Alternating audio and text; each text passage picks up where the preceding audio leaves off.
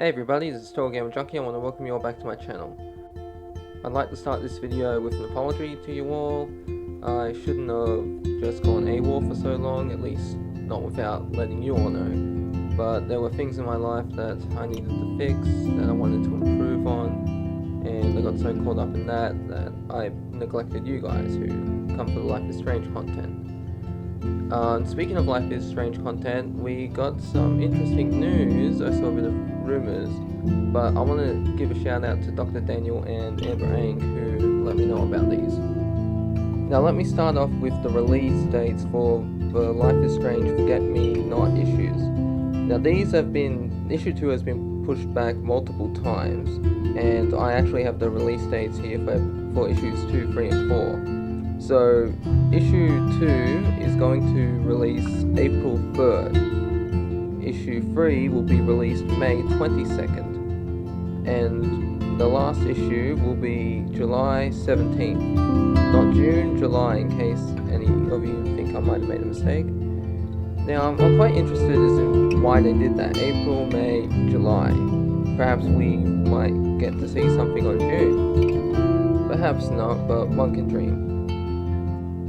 Now let's move on to this supposed Life is Strange game with Max and Chloe. Now before I read what is a leak, it's a rumor, not really a leak, it's more of a rumor, so you have to take this with a grain of salt, as these, sometimes they can be right, sometimes they can be wrong. So apparently it's going to be called Life is Strange Aperture, and here's the basic plot of what this game's supposed to be. For anyone interested, the Life is Strange 3 content presented to us in that survey was a direct sequel to the first Life is Strange with a 10-year time jump. Max teaches photography at a college in a small town and hasn't used her powers since the end of Life is Strange. It follows the timeline where Chloe dies. During a walk through the park late at night, Max comes across a dead student of hers and contemplates whether or not to use her powers to figure out who committed the crime. The game mechanic was changed a bit, as the working title of the game was Life is Strange Aperture, and using Max's camera would stimulate the time mechanic through the lens of what she was looking at. We saw different character models for what Max looked like 10 years into the future, and concept art of the town and college campus. We also saw concepts of an apartment that you could own and customize with different furniture and decorations. There was also a side quest that involved a cat that would eventually become your pet. There was also talk of expansion and microtransactions, but only on the basis of what is the most you'd pay for alternate outfits, apartment furnishings or holiday items when certain holidays would come around. It almost seemed live service-ish, but they didn't give us any other info than that. All in all, it seemed very promising, and everyone that participated in the room, including me, were very excited for it. Now, as I said before, take this with a grain of salt. It may be true, it may be not, but there's an interesting thing I learned about at least 2-3 months ago, I believe it was. In LA, they were selling Life is Strange flavored ice cream. One of them was Are You Cereal, and the other one was Cotton Candy Chaos Theory. Now, originally at the time, I thought that, this was just a meme, that it wasn't real, but it turns out it was.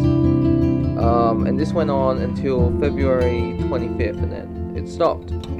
So I'm thinking if you want to get a product hyped, then you do advertising for it. And I must say it's a pretty odd choice for advertising. Maybe, once again, I am connecting dots where there are none. Or perhaps it's some type of test to see if people, when they buy the ice cream, if they're still interested in Life is Strange, and the sales of the ice cream could prove so. I mean, there have been stranger marketing tactics. Like I remember when Saints Row 2 came out, they were just crapping on GTA 4.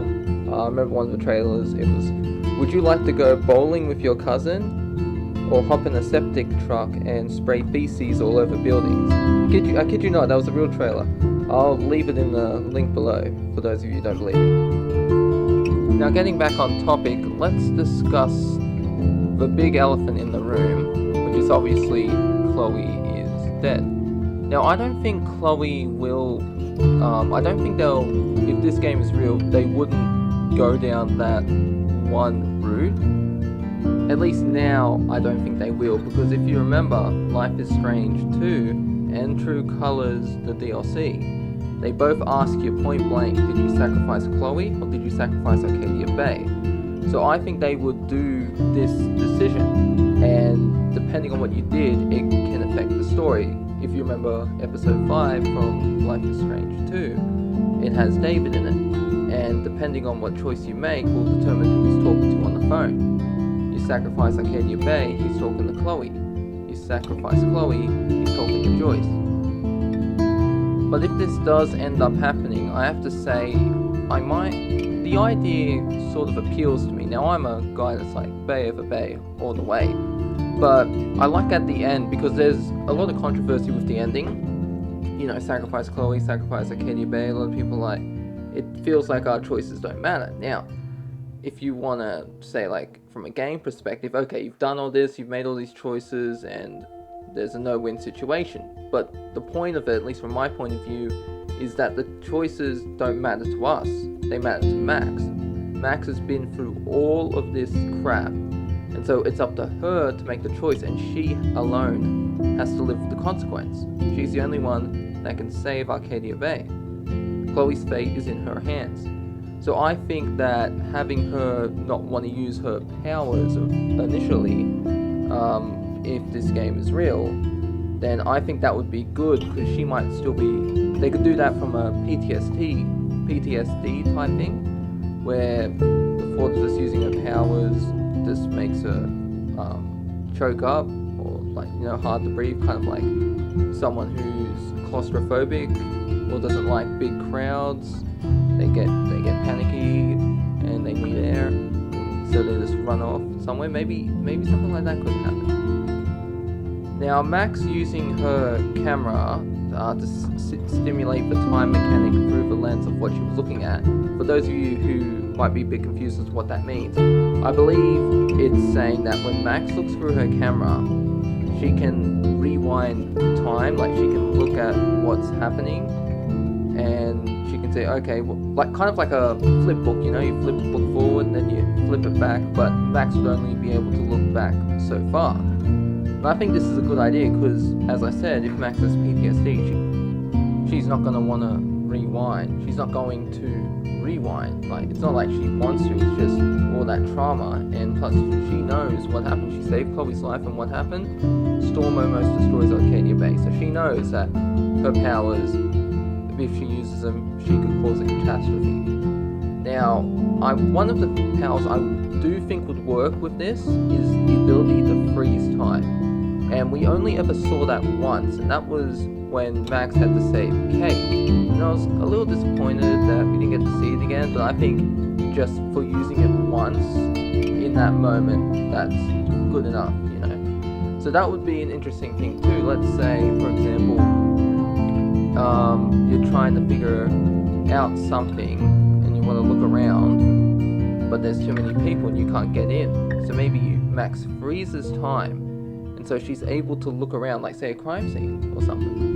Or maybe she's trying to escape somewhere. The game will let us freeze time, not rewind, and we can only freeze time for a short amount, and then just have to hide. Like, imagine, like, a good scenario would be episode 3 when Max and Chloe are swimming in the pool, and then Blackwell security is coming to search for them. They don't know it's them, but they know something's going on. So you have to use your power to rewind to get past the guards. But in this situation, you'd freeze time so you can move around.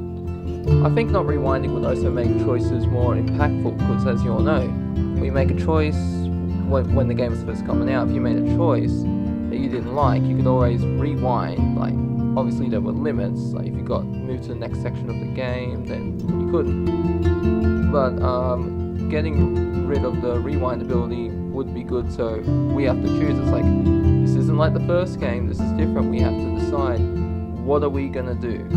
How are we going to approach this situation? Alright, let's move on to Max's apartment and how we can supposedly customize it with different furniture and decorations. Now, it depends really on what Max's apartment is going to be used for. Remember in episode 4, Max and Chloe have set up that board, and it's got the information from Nathan's phone. They've got all the records that they need to track down where the Prescott barn is. Granted, they don't know that they're looking for that, but they have David's files, Nathan's phone, and just the information they're sleuthing, like Velma and Daphne, basically. And I honestly like this idea because Life is Strange has dabbled with this before in Before the Storm and True Colors, where you can customize Chloe and Alex's clothing. I almost got her name there. And I think you can do it as well with Steph in the DLC, Wavelengths, that's what it is. Oh, but it's been a while since I played it, so it's kind of, the Wavelengths DLC is going over my head. But this would be interesting too. You customize your own place, and I'd like to see people comment on it. Say someone comes over, they'd be like, hey Max, your house looks nice, or like maybe you could have it in bright colours, maybe have it be a bit punk rock. You could, I think it'd be interesting if you could maybe have the option to make it an homage to Chloe. And if we can customize an apartment, we should be able to get clothes for Max, you know, and honestly I want that Chloe's OG punk rock outfit. Because that's what I had her equipped in Before the Storm, because I like that outfit very much, and when you find the beanie, it goes with it great. Wait, could you wear the beanie with that? No, I don't think you could. Oh, damn it. I like it. It's been a while, I'll have to go back and play it. But no, that'd definitely be interesting, but how much of a role would it play? Because Life is Strange, at least not the first two, aren't really open world. You get to explore one section until you move on. And once you move on, you can't go back to that section. Now, True Colors kind of expanded on this. It was still, you could only go within certain sections, but they made the area bigger, so you had more room to explore. So I do think we will only be going to Max's house for certain parts of the story. So it's not going to be, okay, I want to fast travel here and there. No, it will be scripted. Now, one of the things I don't like about this is the so-called microtransactions, and especially live service, because if any of you have seen the recent Suicide Squad, that was live service, and that's dreadful. That's fallen off a cliff. That is a huge L for Rocksteady, and I just feel bad because like there's a lot more going into it, but the fact that you made it a live service game was pretty stupid. So, and that being said, with microtransactions, I don't like microtransactions. I get that some people want to customize their weapons, but no, okay, if I want cosmetics, then I'll pre-order a game that says, okay, you can get this cosmetic. Because that's how it used to be back in the day, but now, well, Ubisoft and everyone else is just pushing this on us. Especially XP boosts, I absolutely hate those. That's why I don't buy microtransactions. I refuse to play live service games. So, if this is that, because how do you make Life is Strange live service? You can't do that. Microtransactions I can see, as you would be able to purchase different outfits and different furniture for Max, but no, there's no way it's going to be a live service game. If it is, I'm out. Refuse to play it. Now, the last thing I want to talk about is this side quest that involves a cat that will eventually become Max's pet. Now, side quests in Life is Strange are nothing original. They did it in the first game where you can talk to people. It's like, did you stop Alyssa from getting hit in the head or knocked in the pool? Did you talk to Courtney or Taylor? Did you get invited to the Vortex Club? I did enjoy those. And Life is Strange 2 and Before the Storm and True Colors, they kept this. I think it's pretty good because, you know, like Telltale Games, they go, okay, these are all the major choices you make, but they don't really show us what the minor choices were. You know, like it's like you will remember this. So I think that having a side quest type system would be good for this game, especially because I know when I was playing Life is Strange originally when it came out, I like to explore everything. So I'd stay in one section more than I should, just having a look around, seeing if there's anything I could do. Obviously I know everything to do now, so I can just blast through it, talk to who I need to talk to, don't talk who I don't need to talk to, just gab up like photos and everything, you know, collectibles. But a side quest, that would be interesting, especially if this side quest, would it be only available in a pre-order? Because as we all know, pre-orders like to add certain quests and certain stuff like cosmetics, you can only get them with pre-order. So